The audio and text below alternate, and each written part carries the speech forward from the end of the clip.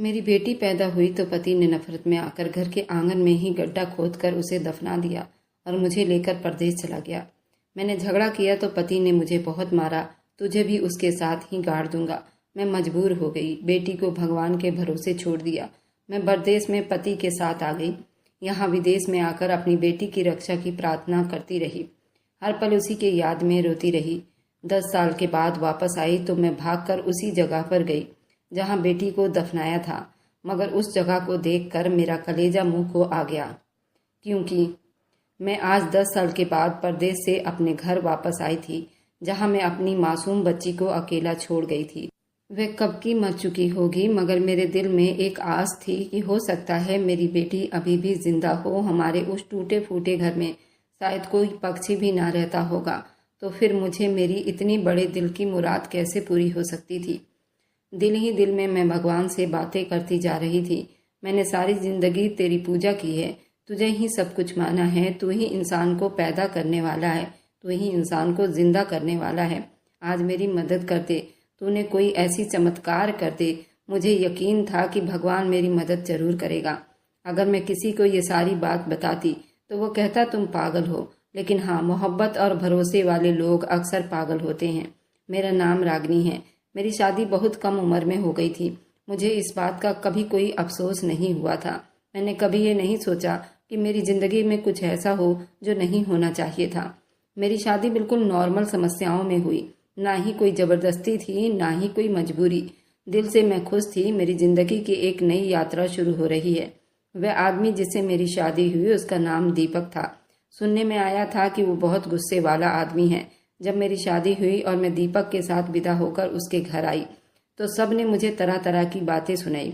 किसी ने कहा कि वो बहुत गुस्से वाला आदमी है, किसी ने कहा वह किसी भी गलती बर्दाश्त नहीं करता, किसी ने कहा कि उसकी नज़र में ही सही और गलत उसके लिए कोई मायने नहीं रखता और कोई गलती कर बैठे तो उसे छोड़ता भी नहीं है। लेकिन मैंने दिल में कोई डर महसूस नहीं किया। पहली रात से ही मुझे सीधा कह दिया गया था, अगर गलती करोगी तो मुझसे बुरा कोई नहीं होगा। लेकिन साथ ही उसने ये भी कहा था, अगर मैं अच्छे तरीके से रहूंगी तो वो मुझे अपने दिल की और घर की रानी बनाकर रखेगा। उस वक्त मैंने सोचा कि ये तो बिल्कुल आम सी बात है। जिस तरह एक घर के वसूल होते हैं वैसे ही है। शायद उसके भी वसूल होंगे, और सच में ऐसा ही था। अगर मैं अच्छी तरह रहती तो मेरा बहुत ख्याल रखता, मेरी हर छोटी बड़ी ज़रूरत का ध्यान रखता, मुझे इज्जत देता, मेरी पसंद और नापसंद को अहमियत देता। अगर कभी कोई गलती होती तो वह सिर्फ इतना ही कहता कि गलती से हुआ है, आइंदा ध्यान रखना। हाँ, कभी कभार डांट भी देता था, लेकिन वह डांट किसी दुश्मनी या बदतमीजी की वजह से नहीं होती थी, बल्कि उसके अंदाज में भी एक अजीब सा ख्याल रखने वाला आदमी था। लेकिन लोग उसे जालिम कहते थे। मुझे ये सुनकर हैरानी होती थी।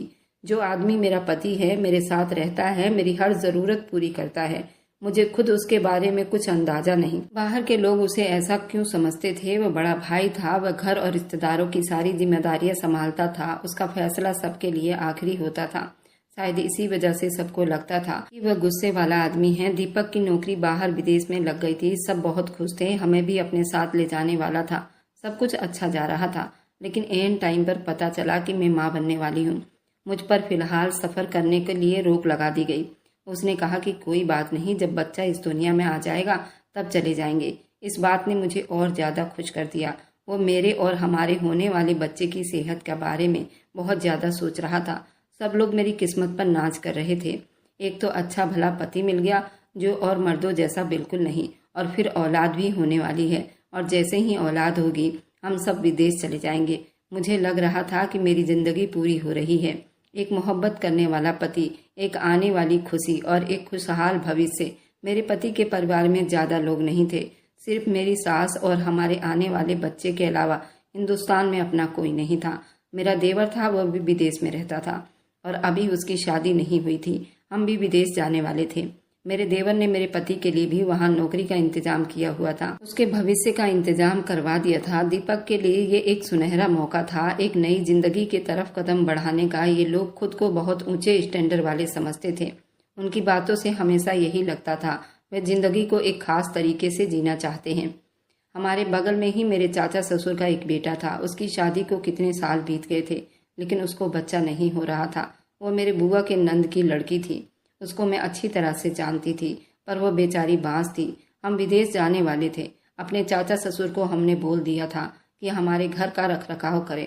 मेरे ससुराल वाले आम लोगों से कुछ अलग हैं और उनका रहन सहन दूसरों से ज़्यादा अलग है, लेकिन इतने अमीर भी नहीं थे जितना वो दिखाते थे।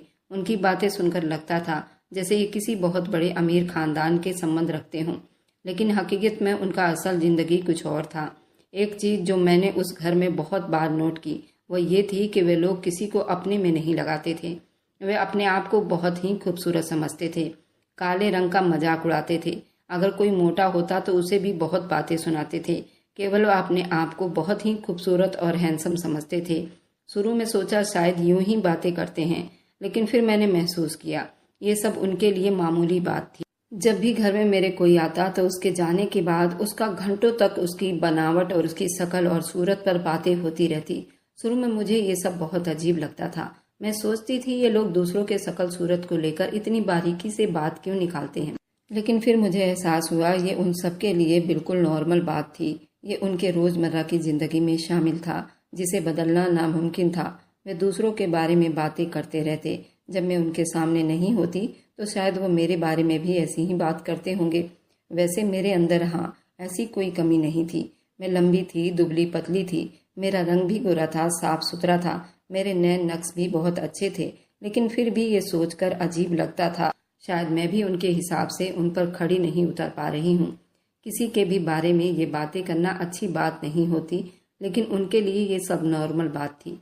मैं उन्हें बदल नहीं सकती थी। उन दिनों मेरी जिंदगी में एक नई मोड़ ले रही थी। मैं माँ बनने वाली थी। एक नन्ही जान मेरे पेट में पल रही थी। ये एहसास मेरे लिए खुशी और उम्मीद की किरण थी। जब ये खबर पति को मिली तो उसका व्यवहार बिल्कुल नॉर्मल था। उसको कोई खास दिलचस्पी नहीं थी, लेकिन उसने जो बात कही वो मेरे लिए कुछ अजीब थी। उसने कहा कि बेटी होगी तो ऐसी कोई समस्या नहीं, भगवान का दिया होगा और घर में लक्ष्मी आएगी, लेकिन वह बच्चा खूबसूरत होना चाहिए, बल्कि गुड़िया जैसी। आजकल इंटरनेट पर हम देखते हैं कैसी प्यारी प्यारी बच्चियां होती हैं, बिल्कुल डॉल जैसी, वरना भगवान बेटा ही दे दे। उसकी ये बात मेरे दिल में एक अजीब सा एहसास छोड़ गया था। फिलहाल शकल सूरत को कह रहा होगा, जैसे खूबसूरत ना हुई तो बेटी होना एक बोझ समझा जाएगा। मेरी सास ने जल्दी कहा कि माँ खूबसूरत है, बाप खूबसूरत है, तो बेटी क्यों ना खूबसूरत होगी। माँ बाप की शक्ल अच्छी होती है तो औलाद भी जरूर खूबसूरत होती है। मैंने उनकी बातें सुनी, मगर अंदर से एक बेचैनी महसूस की। मैंने सोचा कि अगर मेरी बेटी आम सी हुई, अगर उसके नैन नक्श, उसका रंग रूप अलग हुआ, तो क्या ये उसके लिए जिंदगी मुश्किल हो जाएगी? क्या वो भी इसी तरह जमाने की मजाक बनेगी जो इस घर में देखती आ रही थी? ये सब सवाल मेरे दिमाग में उभरने लगे थे, लेकिन मैं चुप रही। मैं अपने अंदर पड़ने वाली उस नन्ही सी जान को दिल से स्वीकार कर लिया था, चाहे वह जैसी भी हो। मेरे लिए वह सिर्फ एक बच्ची नहीं थी, वो मेरी प्रार्थना थी, मेरी मोहब्बत थी, मेरे जिस्म का हिस्सा थी। मेरे कमरे में खूबसूरत बच्चों के पोस्टर लगे हुए थे। हर तरफ नीली आंखों वाले, गुलाबी गालों वाले, सुनहरी बालों वाले बच्चों की तस्वीरें लगी हुई थी। ये दृश्य देखकर मेरे दिल में एक अजीब सा एहसास जागता था। ये बच्चे किसी और दुनिया के लगते थे, किसी ऐसी दुनिया जहाँ सब कुछ पूरा हो। मैं हैरान होती थी, हमारे जैसे गेहुआ रंग वाले लोगों के घरों में ऐसे बच्चा पैदा कैसे हो सकते हैं। हकीकत तो ये थी, हमारे हिंदुस्तान में बच्चों की शक्ल सूरत उससे अलग होती थी, लेकिन उसके बावजूद लोग हमेशा खूबसूरती पर ही ज्यादा ध्यान देते थे। ये तो सिर्फ मेरे और मेरे पति की पसंद नहीं थी, बल्कि पूरे परिवार की नज़र यही थी। वे खूबसूरती के दीवाने थे। उनके लिए किसी भी चीज़ का सबसे पहले यही था कि वह फिलहाल कैसी दिखती है। मुझे धीरे धीरे ये एहसास होने लगा था। मेरी शादी भी शायद इसीलिए हो गई थी। मैं खूबसूरत थी, इसलिए मुझे इन लोगों ने चुन लिया था। मेरी तारीफ होती थी, मेरी शक्ल सूरत की बार बार बात की जाती थी। वो मुझे ऐसे दिखाया जाता था जैसे मैं बहुत कीमती चीज़ हूँ। उनके हिसाब से वो किसी फंक्शन में लेकर जाते तो मुझे हमेशा सबसे अलग कपड़ा पहनने के लिए कहा जाता। मेरे पति और सास को ये पसंद नहीं था कि मैं आम से कपड़ों में जाऊं। मुझे खास तौर पर तैयार करवाते। मेरे लहंगे सूट बिल्कुल अलग होते, महंगे होते, और मुझे ब्यूटी पार्लर भेज दिया जाता ताकि मैं सबसे अलग दिखूं। जब मैं फंक्शन में जाती तो लोग हर तरफ ही मेरे पर ध्यान देते। पति और सास को यही पल सबसे ज्यादा पसंद आता। वह बड़े गर्व से कहते, ये हमारी बहू है, हमने लाखों में चुनी है, जैसे मैं कोई चीज हूँ जिस पर उन्हें दूसरों के सामने गर्व करना है। शुरू में मुझे ये सब अच्छा लगता था। कौन सी लड़की ऐसी तारीफ सुनकर खुश नहीं होगी। लेकिन धीरे धीरे मुझे महसूस होने लगा उनकी मोहब्बत मेरे लिए नहीं बल्कि मेरे खूबसूरती के लिए थी। मैं सोचने लगी थी अगर मैं आम सी शकल सूरत की होती तो क्या ये लोग मुझे ऐसी इज्जत दे पाते और ऐसी मोहब्बत करते। अगर मैं उनके बनाए हुए खूबसूरती के हिसाब से पूरी ना उतरती तो क्या मुझे भी वही बातें सुनाई पड़ती जो मैंने उनके घरों में दूसरी औरतों के बारे में सुन रखी थी। मेरा दिल धड़कने लगा जब मैंने इस हकीकत को महसूस किया। मैंने सोचा कि जब मेरी बेटी पैदा होगी तो क्या ये लोग उसे भी इसी तरह रखेंगे। अगर वे उनकी पसंद के हिसाब से ना निकली तो क्या उसे भी ऐसे ही ताना देंगे। मेरे पति ने अब जाने की तैयारी कर ली थी। वो बेहद खुश था जिसे कोई बहुत बड़ा कामयाबी उसके करीब आ रही हो। उसका कहना था कि वह ज्यादा वक्त खराब नहीं करेगा। उसका बच्चा इस दुनिया में आ जाए और हम जल्दी से विदेश चले जाएं। वह सब कुछ पहले से तय कर चुका था। उसने मुझसे कहा था कि अपने बैग में भी अभी से तैयारी कर लो क्योंकि बाद में ये सब कुछ करना मुश्किल हो जाता है। मैंने भी अपने बैग पैक कर लिए थे। मैंने छोटे छोटे कपड़े भी रखे हुए थे जो मैंने अपनी बेटी के लिए खरीदे थे, नरम कपड़े जो मैंने बड़े शौक से लिए थे। मैंने हर चीज़ का ख्याल रखा था जब वह दुनिया में आए तो उसे किसी चीज़ की कोई कमी न हो। डॉक्टर ने मुझे बता दिया था कि वक्त करीब है, इसी हफ्ते मेरी डिलीवरी हो जाएगी। मेरी सास और पति दोनों बहुत खुश थे। वे अक्सर बैठकर भविष्य के बारे में बातें करते रहते थे। कैसे वे बाहर विदेश में जाकर एक नई जिंदगी की शुरुआत करेंगे, कैसे वहाँ सब कुछ बदल जाएगा। उनके सपने बहुत बड़े थे लेकिन कहीं न कहीं मैंने महसूस किया उन सपनों में मोहब्बत, एहसास, जज्बात की गहराई नहीं थी जो मैं चाहती थी। मेरे अंदर एक हल्की सी बेचैनी थी, एक अजीब सा डर था। मैंने अपनी आने वाली बेटी के लिए प्रार्थना की। उसके लिए अपने दिल में बेहद मोहब्बत महसूस करती थी। वह चाहे कैसी भी हो, मेरे लिए वह खूबसूरत होगी। लेकिन क्या ये दुनिया में उसे इसी नज़र से देखेगी? ये सवाल मेरे दिमाग में हमेशा चलता रहता था और इसका जवाब मेरे पास नहीं था। कभी कभी इंसान कुछ ऐसा कर जाता है जिसकी उसे कभी उम्मीद नहीं होती और कभी जिंदगी कुछ ऐसे मोड़ पर ले आती है जो भयानक सपने लगते हैं लेकिन वह हकीकत होता है। मेरे साथ भी कुछ ऐसा ही होने वाला था, बल्कि हो चुका था और मैं कुछ भी ना कर सकी। मेरी औलाद हो गई थी और मेरी बेटी इस दुनिया में आ चुकी थी। जैसे ही मैंने उसे दूर से देखा मेरे दिल में एक अजीब सा एहसास पैदा हुआ। शायद वो माँ की मोहब्बत थी जिसे मैं हमेशा अपने दिल में दबा कर रखा था, लेकिन इस मोहब्बत में एक हल्की सी हैरानी भी शामिल हो गई थी। मैंने डॉक्टर से पूछा, डॉक्टर ये मेरी बेटी है? डॉक्टर ने मुस्कुराकर कहा, जी हाँ, यही आपकी बेटी है। लेकिन आपने ऐसा क्यों पूछा? मैंने हिचकिचाते हुए कहा, पता नहीं, वो मुझे कुछ अजीब सी लग रही है। डॉक्टर ने नरमी से समझाया, कुछ बच्चे जब पैदा होते हैं तो उनके जिस्म को ज्यादा आहार नहीं मिलती, जिसकी वजह से वो हल्के काले रंग के लग सकते हैं। लेकिन जैसे ही उनका हवा पानी बदलता है उनका खून भी बदलने लगता है, उनका रंग नॉर्मल हो जाता है। मैंने डॉक्टर की बात सुनी लेकिन मेरे दिल में अजीब सी बेचैनी थी। वो मेरे एहसास को महसूस करते हुए बोली, अरे हर तरह के बच्चे पैदा होते हैं और शुरू में सभी बच्चे एक जैसे ही होते हैं, आप फिक्र ना करें, कुछ दिनों में सब कुछ नॉर्मल हो जाएगा। जबरदस्ती खुद को तसल्ली दी, लेकिन अंदर ही अंदर मुझे महसूस हो रहा था कि कुछ ठीक नहीं है। मेरी बेटी जैसे ही मेरे पति और सास के पास गई वहाँ एक तूफान खड़ा हो गया था। मैं भी अस्पताल में ही थी, लेकिन नर्स ने मुझे बताया वे दोनों जल्दी ही उसे देखकर बिल्कुल मायूस होने लगे। ये तो बिल्कुल काली है। मेरी सास की आवाज़ गूंजी थी, उसकी नाक तो कितनी छोटी है। मेरे पति ने गुस्से से कहा था। वहीं खड़े खड़े दूसरे लोग भी हैरानी से ये सब सुन रहे थे। मेरे पति और सास की मायूसी, नफरत भरे शब्द, सब कुछ अस्पताल में गूंज रहे थे। जब मैं अस्पताल से घर आई तो मेरे जख्म अभी ताज़ा थे, लेकिन उन दोनों के शब्द मेरे दिल पर जख्म कर चुके थे। मैंने सोचा कि ये सब वक्त के हिसाब से जल्द बदल जाएगा, अपनी बेटी को स्वीकार कर लेंगे। लेकिन मेरे पति ने एक बार भी अपनी बेटी को गोद में नहीं उठाया, ना उसे प्यार किया। मेरी सास तो जैसे मुंह बनाकर बैठ गई थी, जैसे कोई बड़ा नुकसान हो गया हो। लेकिन मैं अपनी बेटी को लेकर बहुत खुश थी। मैंने उसके छोटे छोटे हाथों को पकड़ा, उसके नाजुक बालों को छू लिया। मैंने नोट किया कि उसके कान के पास एक खूबसूरत निशान था जो बिल्कुल दिल के शक्ल बनाता था, जैसे वो भगवान ने उसे खास निशान दिया हो, जैसे ये मुझे याद दिलाता हो ये बच्ची मेरी मोहब्बत है, मेरी दुनिया है। मैंने अभी उसका नाम ही नहीं रखा था, लेकिन मैं रोज उसका चेहरा देखकर सोचती कि उसका नाम क्या होना चाहिए। मेरे लिए सबसे खूबसूरत थी, चाहे जैसी भी थी। अचानक मेरे पति ने कहा, हमें एक दावत में जाना है। मैं हैरान हुई। अभी मेरी बच्ची को 1 हफ्ता नहीं हुआ था और कौन सी दावत थी जिस पर मुझे जाना था। लेकिन मैंने ज़्यादा सवाल न किया। वो मुझे खास तौर पर तैयार करने लगा, जैसे किसी बड़े फंक्शन में जा रहे हों। मैं अपनी बेटी को अपनी पास के पास छोड़कर चली गई। लेकिन जब हम उस जगह पहुंचे तो ये कोई घर नहीं था, ये एयरपोर्ट था। मैंने हैरानी से इधर उधर देखा। मेरी सास पहले से ही वहाँ खड़ी थी। ये क्या हो रहा है? मैंने परेशानी से पूछा। मेरी नज़र जल्दी मेरी सास के हाथों की तरफ गई, लेकिन मेरी बेटी कहीं नजर नहीं आई।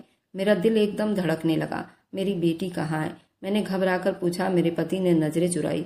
मेरी सास ने चुपचाप एक तरफ देखना शुरू कर दिया। चलो, फ्लाइट लेट हो रही है। मेरे पति ने मेरा हाथ पकड़कर तेजी से आगे बढ़ाने की कोशिश की। लेकिन मेरी बेटी कहाँ है? मैंने रोते हुए कहा, लेकिन कोई जवाब नहीं दिया गया। मुझे जबरदस्ती फ्लाइट में बिठा दिया गया। मैं बराबर चीखती रोती रही। उसने विनती करती रही, मुझे मेरी बेटी वापस ला कर दो, लेकिन किसी ने मेरी एक ना सुनी।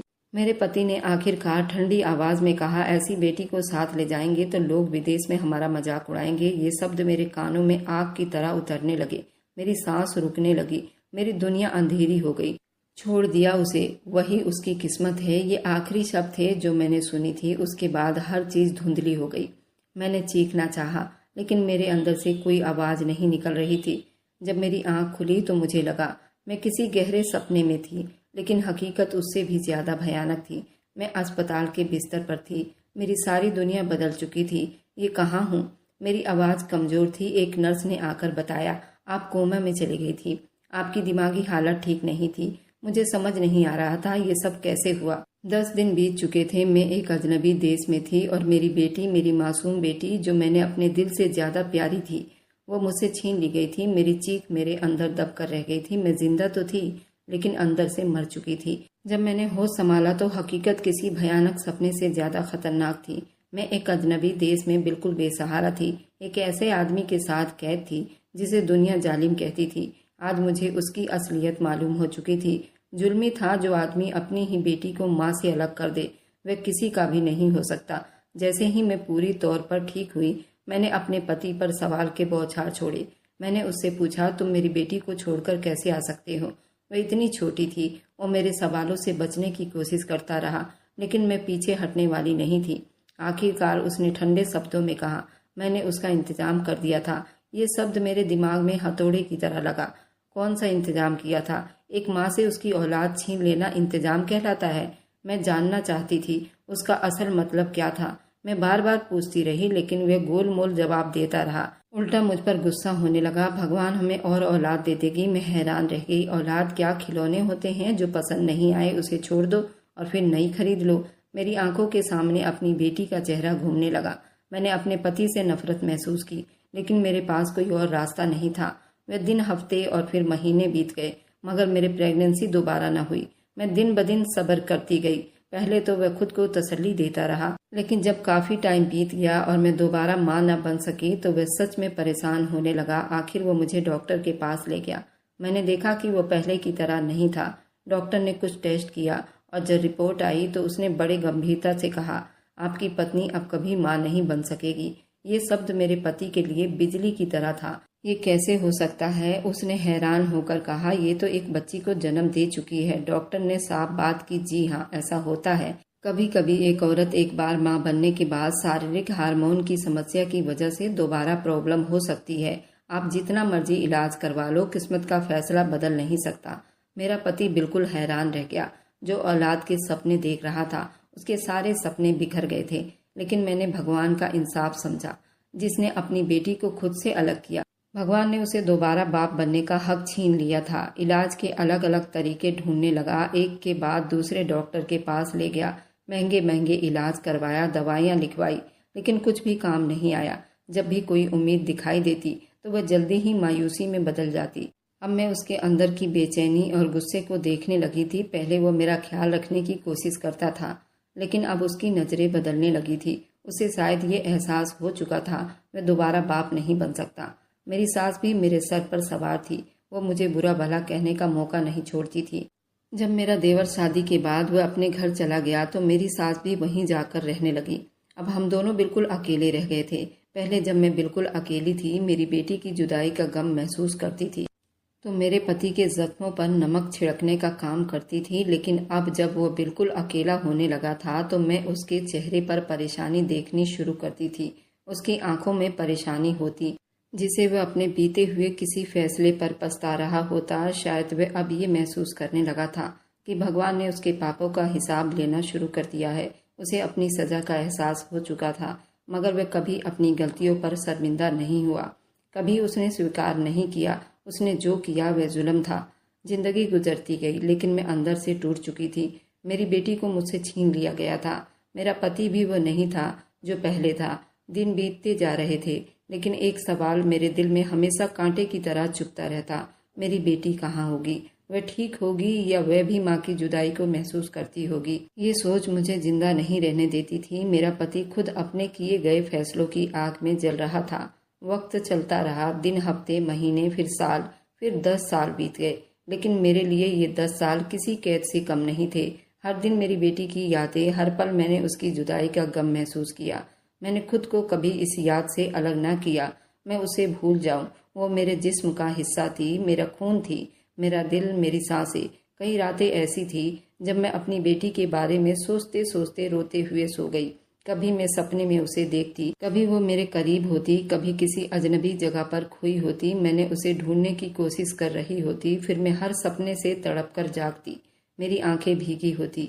मेरे पति के साथ मेरा संबंध बस एक रस्म की तरह रह गया था। वो मेरे लिए अजनबी हो चुका था। शायद मैंने भी उसके साथ रहना छोड़ दिया था। कम बोलती थी, कम सुनती थी। दिल में सिर्फ एक हिम्मत था, अपनी औलाद को तलाश करना। 10 सालों में मैंने एक पल के लिए भी भगवान से प्रार्थना करना नहीं छोड़ा। मैं रोज भगवान से प्रार्थना करती थी। अपनी बेटी की रक्षा के लिए भीख मांगती थी। हे भगवान, मैं अपनी बेटी को तेरे चौखट पर छोड़ आई हूँ।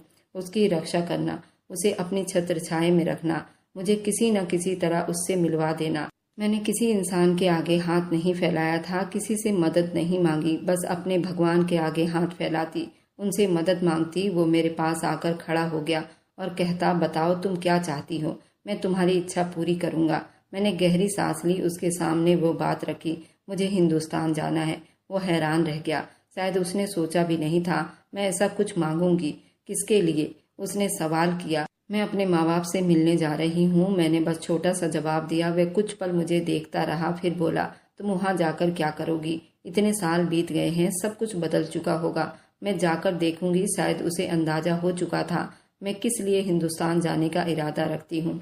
आखिरकार उसने चुप से परमिशन दे दी, लेकिन खुद मेरे साथ आने के लिए तैयार नहीं हुआ। जब मैं हवाई जहाज में बैठी तो मेरे दिल की धड़कनें तेज हुई थी, मेरी आंखें बंद थी और मैं भगवान के आगे प्रार्थना कर रही थी, हे भगवान, मैं तेरे इशारों पर वापस जा रही हूँ। मेरे रास्ते आसान कर दे, मुझे मेरी बेटी का सुराग दे दे। मैं जानती हूँ कि जो चीज़ 10 साल पहले खो गई है वह आसानी से नहीं मिलती, लेकिन मैंने तुझ पर भरोसा किया, मैंने तुझसे उम्मीद बांधी। तू कोई भी चमत्कार दिखा दे, मैं तेरे चमत्कार का रंग देखना चाहती हूँ। जब जहाज ने जमीन को छुआ तो मेरा दिल तेजी से धड़कने लगा। मैं हिंदुस्तान वापस आ चुकी थी, अपनी बेटी के पास, अपने वतन। मेरा पहला काम अपनी बेटी को ढूंढना था, लेकिन सवाल ये था मैं कहाँ से शुरू करती। मुझे सिर्फ इतना मालूम था, मुझे सबसे पहले ससुराल जाना चाहिए, शायद वहाँ कोई सुराग मिल जाए। मैंने गाड़ी ली और अपने उस पुराने घर की तरफ चल पड़ी जहाँ कभी मैंने अपनी बेटी के सपने सजाए थे, जहाँ मेरी बेटी ने आँख खोली थी और जहाँ से मेरी दुनिया अंधेरी हो गई थी। रास्ते में मेरे दिल में कई सवाल आ रहे थे। अगर वहाँ ना मिली तो मैंने जल्दी से अपने ख्याल को झटका नहीं, मैंने तो उसे भगवान के छत्र छाया में दिया था और भगवान की रक्षा में दी हुई चीज कभी खराब नहीं होते। मेरे दिल में उम्मीद जाग रही थी। मैं जानती थी मेरा भगवान मुझे मायूस नहीं करेगा। ये सफर एक माँ बेटी को ढूंढने का नहीं था, बल्कि एक विश्वास का था, एक चमत्कार का था। मैंने अपने पति को हिंदुस्तान से फोन किया और कहा, मैं कभी वापस नहीं आऊंगी। मुझे तुम्हें यही बताना था कि मुझ पर एक आखिरी एहसान करो। मुझे ये बताओ कि तुमने मेरी बेटी के साथ क्या किया था। उसने कभी इन 10 सालों में अपनी जुबान नहीं खोली। कहने लगा, मेरा एक दोस्त है जो मेरे ऑफिस में काम करता था, उसका नाम प्रताप है। मैंने उसको कहा था कि घर जाकर वहाँ पर एक बच्ची पड़ी होगी, उसे अनाथ आश्रम में दे देना। उसने कहा था कि वह ऐसा ही करेगा। ये सुनकर मेरे कदमों के नीचे से जमीन निकल गई। अपना ही पिता औलाद को अनाथ आश्रम में भेजने को कह दिया था। मेरे पति ने कहा, जो तुमने पूछा मैंने बता दिया, पर तुम क्यों कह रही हो कि वापस नहीं आओगी? तो मैंने उसे कहा कि अब किस मुंह से वापस आऊंगी और तुम किस मुंह से रहोगे मेरे साथ? हमारा रिश्ता यहीं खत्म हो गया है। जो अपनी औलाद का नहीं है वो मेरा भी नहीं। मैंने फोन बंद कर दिया। मुझे नहीं पता था मैं वापस जाने वाली थी या नहीं, लेकिन उस वक्त मुझे उस आदमी पर सबसे ज्यादा गुस्सा आ रहा था। मैं जल्दी प्रताप से मिलने के लिए उसके घर चली गई। मेरे पति ने उसके घर का पता बताया था और नंबर भी सेंड किया था। मैं उसके घर जल्दी पहुंच गई। अब पता नहीं क्या होने वाला था। उसने किसी अनाथ आश्रम में मेरी बेटी को दिया था। मैं वहां जाती और उसको वापस ले लेती। एक तरफ से देखा जाए तो मुझे सब कुछ आसान लग रहा था। शायद मैं जल्दी अपनी बेटी से मिलने वाली थी। मैंने फोन बंद कर दिया। मेरा दिल बहुत धड़क रहा था। मेरी आंखों में आंसू थे, उस दुख के थे जो मुझे सालों से सहना पड़ रहा था। मैंने अपनी बेटी के बारे में जानने के लिए 10 साल इंतजार किया था और आज जब हकीकत सामने आई तो मेरे दिल पर एक नई चोट लगी थी। मैंने जल्दी प्रताप के नंबर पर कॉल मिलाई। फोन बज जा रहा था। मैंने दूसरी बार, तीसरी बार, फिर बार बार कोशिश करती रही, मगर कोई फायदा नहीं हुआ। इस वक्त मेरे पास सिर्फ एक ही सहारा था। मैं खुद जाकर उससे मिलूं। मेरे पति ने उसका पता दिया था। अब मुझे देर नहीं करनी थी। मैंने जल्दी रिक्शा किया और उसके घर की तरफ चली गई। रास्ते में मेरे दिमाग में बहुत सारे सवाल आ रहे थे। और क्या सच में उसने मेरी बेटी को किसी अनाथ आश्रम में दे दिया था या कहीं और? अगर वह अनाथ आश्रम में थी तो वह किस हाल में होगी? वह मुझे पहचान भी ले तो क्या मेरे साथ आने पर राजी होगी? अगर वह मुझे ना पहचाने तो मैं उसे कैसे पहचान कराऊंगी? मेरा दिल घबरा रहा था, मगर मैंने खुद को मजबूत बनाया। पीछे हटने का सवाल ही पैदा नहीं होता था। मैंने भगवान से बहुत प्रार्थना की, मेरे लिए आसानी दे। कुछ देर बाद प्रताप के घर के सामने खड़ी थी। पुराना सा मकान था जिसके दरवाजे पर हल्का सा रंग उतरा हुआ था। मैंने जोर से दरवाजा खटखटाया। कुछ पलों के बाद एक औरत ने दरवाजा खोला।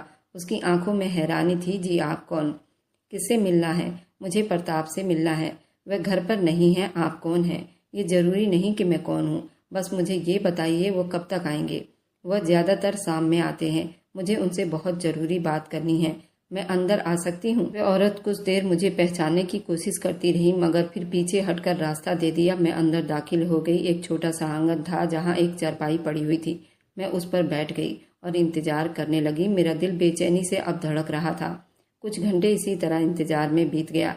आखिरकार दरवाजा खुला और एक आदमी अंदर आया। वह भी अधेड़ उम्र का था। आम से कपड़े पहने हुए था। उसने मुझे देखते ही हैरानी से आंखें फैला ली। आप कौन? मैं खड़ी हो गई। तुम प्रताप हो? उसने कहा कि नहीं, मैं प्रताप नहीं, मैं उसका बड़ा भाई हूँ। आपको क्या काम है? मैंने कहा कि उसको बुलाओ, मुझे उससे ही काम है। तो उसने कहा कि वह तो इस दुनिया में नहीं है। मैंने कहा क्या मतलब? कहने लगा हाँ, आज से कुछ साल पहले वह एक हादसे का शिकार हो गया था। वह इस दुनिया में नहीं रहा। मैंने कहा कौन से दिन हुआ था? उसने जो बताई थी ये तो वही तारीख थी जब वे लोग बाहर जहाज में बैठ चुके थे। इसका मतलब कि मेरे पति ने प्रताप को जो काम दिया था वह काम करने से पहले इस दुनिया से चला गया था। उसी दिन उसका हादसा हो गया था। इसका मतलब कि मेरी बेटी तो घर में अकेली रह गई होगी, क्योंकि प्रताप तो मेरी बेटी तक पहुंचा ही नहीं था। मेरा दिल टूट गया, मेरी उम्मीद टूट गई। कहाँ मैं सोच रही थी वो मुझे अनाथ आश्रम का पता देगा और मैं वहाँ चली जाऊंगी। अब मेरे पास और कोई रास्ता भी नहीं था। ये खबर मेरे लिए मेरी औलाद की मौत की खबर जैसी ही थी। मैं फूट फूट कर रोने लगी। सोचा जाने से पहले एक बार अपने घर चली जाती हूँ, घर को ही देख लेती हूँ। वहीं पर आखिरी बार छोड़कर आई थी अपनी बेटी को। मैंने तो उसका नाम भी नहीं रखा था। घर गई तो सामने का मंजर देखकर मेरे कदमों के नीचे से जमीन निकल गई। मैंने अपने कदम तेजी से उठाया और घर के अंदर दाखिल हो गई। घर वही था मगर बहुत ही बुरे हाल में था, लेकिन साफ सफाई थी। आंगन कच्चा था। अंदर दाखिल हुई। अपने दिमाग में बेटी की सुरक्षा के बारे में बराबर सोच रही थी। मैंने भगवान से दिल की गहराइयों से प्रार्थना की थी वह मेरी बेटी को अपने छत्र छाया में रखे, और फिर मैं बराबर उसके लिए पूजा पाठ करती थी, अपनी बच्ची के लिए व्रत रखती थी। दिल में एक सवाल उठा, हे भगवान, मेरी बेटी की रक्षा क्यों नहीं की गई? जब मैंने दरवाजे के पास जाकर कदम रखा, सामने का मंजर मेरी आंखों के सामने आया तो मेरे पैरों तले से जमीन निकल गया। मेरा दिल धड़कने लगा। एक छोटी सी लड़की जमीन पर बैठी खेल रही थी। उसकी उम्र करीब 10 साल होगी। उसकी शक्ल कुछ अजीब सी थी, मगर उसने कुछ पहना नहीं था। जैसे ही मेरी नज़र उसके चेहरे पर पड़ी और ज्यादा बेकाबू हो गई थी। उसके कान के पास दिल का निशान था। ये वही निशान था जो मेरी बेटी का था। मेरे जिस्म में सनसनी दौड़ गई और मैंने जल्दी उसकी तरफ दौड़ लगा दी। मेरे कदम बेकाबू तेज हो गए। उस बच्ची को गले लगाते हुए मेरी आंखों से आंसू बहने लगे थे। वह रोने लगी और मैं बस यही कहती रही, मेरी बेटी, मेरी बेटी, मेरी बच्ची। मेरे सीने में दर्द होने लगा और उसने मेरी गोद में आकर कहना शुरू कर दिया, माँ माँ। लेकिन उसकी आवाज में डर दिखाई दे रहा था और जैसे ही मैंने उसको अपने गले से लगाया उसे एहसास हुआ कि कुछ अजीब है। अचानक कोई आवाज़ आई, छोड़ो मेरी बेटी को, कौन हो तुम? ये आवाज़ मैंने पहचानी थी। पलट कर देखी तो मेरी आंखें फटी की फटी रह गई और कोई नहीं, मेरी भाभी की रिश्तेदार सरिता थी। मैंने सरिता को पहचान लिया। मेरा दिल हिलकर रह गया। आखिर ये सब क्या था? मेरे अंदर चुप्पी छा गई। मेरी बेटी मेरे साथ थी, मगर सरिता की मौजूदगी ने एक और नई जान पैदा कर दी थी। मेरी बेटी ने सरिता को देखा और जल्दी उसकी तरफ दौड़ लगा दी, उसके गले लग गई। सरिता ने नरम शब्दों में कहा, तू घर जा, मैं आती हूँ। उसके बाद मेरी बेटी वहां से चली गई। बारिश की वजह से पिछली साइड से मेरे घर का दीवार गिर चुका था। ये घर उसी के हवाले कर गए थे, लेकिन सरिता के ऊपर भी मुसीबत का पहाड़ टूट पड़ा था। उसके पति की कैंसर से मृत्यु हो गई थी। मेरे चाचा ससुर की बाढ़ की वजह से मृत्यु हो गई थी। उनके घर में सरिता और मेरी बेटी अकेले बचे थे। आज मैं और सरिता आमने सामने थे और दोनों की आंखों में बहुत डर और सवाल थे। सरिता की आंखों में हैरानी परेशानी झलक रही थी। मेरे दिल में सवाल था। हम दोनों ने एक दूसरे की तरफ देखते हुए चुप खड़े थे।